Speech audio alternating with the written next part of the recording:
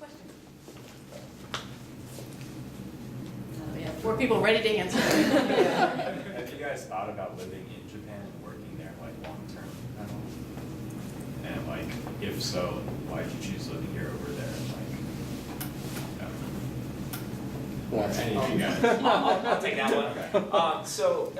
I did want to live and work in Japan for the longest time, and I think my attitude did not change until the last year of college.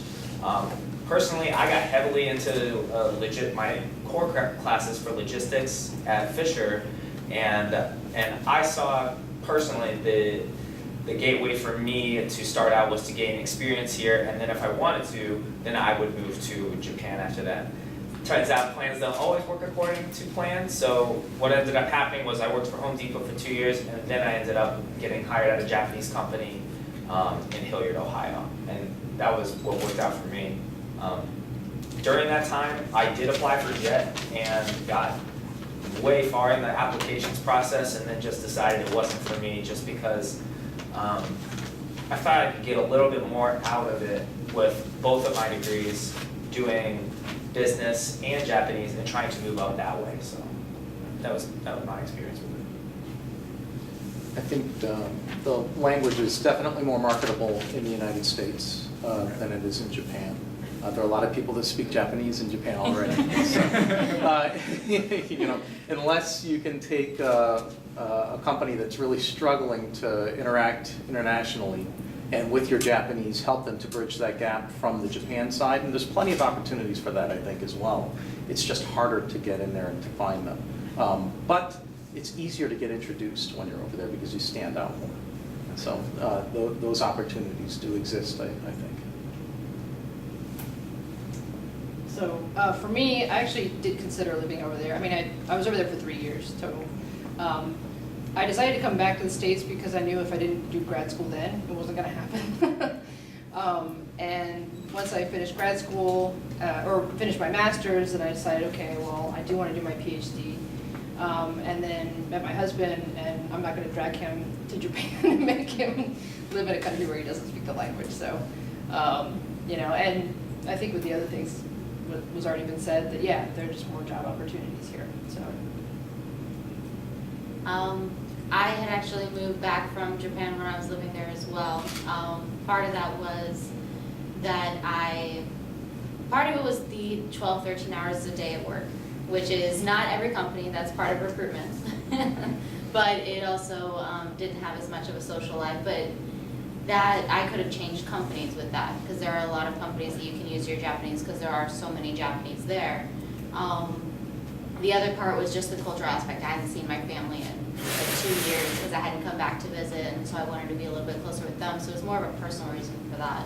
Though I know 2 people who graduated from here, they're still over there. One girl actually came back with me 2 years ago, and 6 months later she's back over there doing the same job. So some people couldn't stay away. Next question. So some of you actually either have studied other languages or work for a company that actually isn't a Japanese company. So what would you think would be the use of having like a third language in a field like that, or fields like yours? I can probably, I think, speak to this one. So I work with a lot of Germans now, like a lot of Germans. And the funny thing is when I was in high school, I took 4 years of high school German.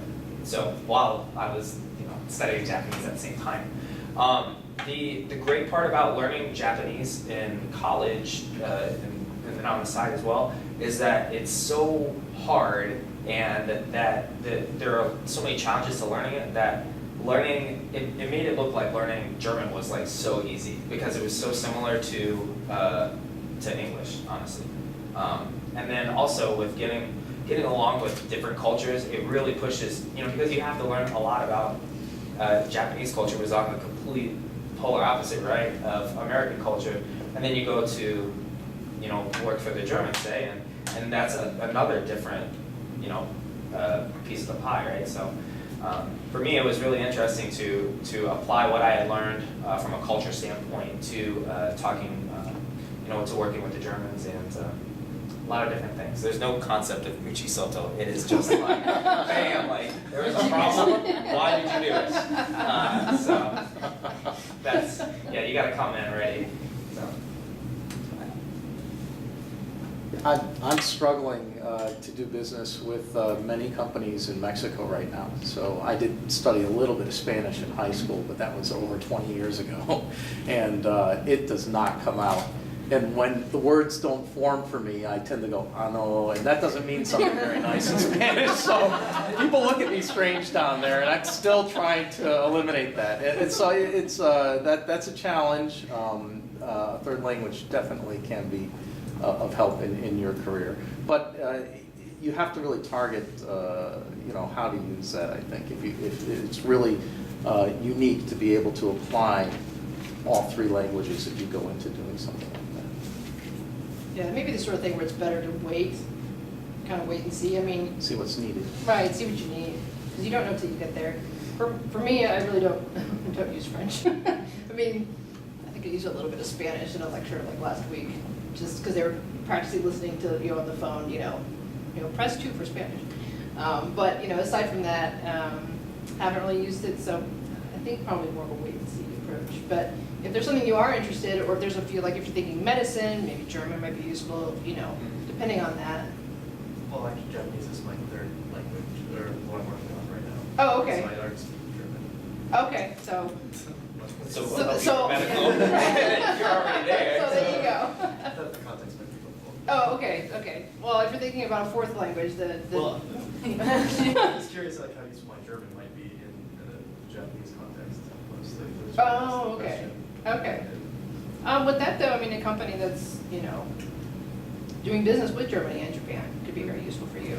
And you may not, in this day and age, have to do that much traveling, but you could do a lot of stuff online. So, for some people, travel is a big turnoff, especially like traveling around the world all the time.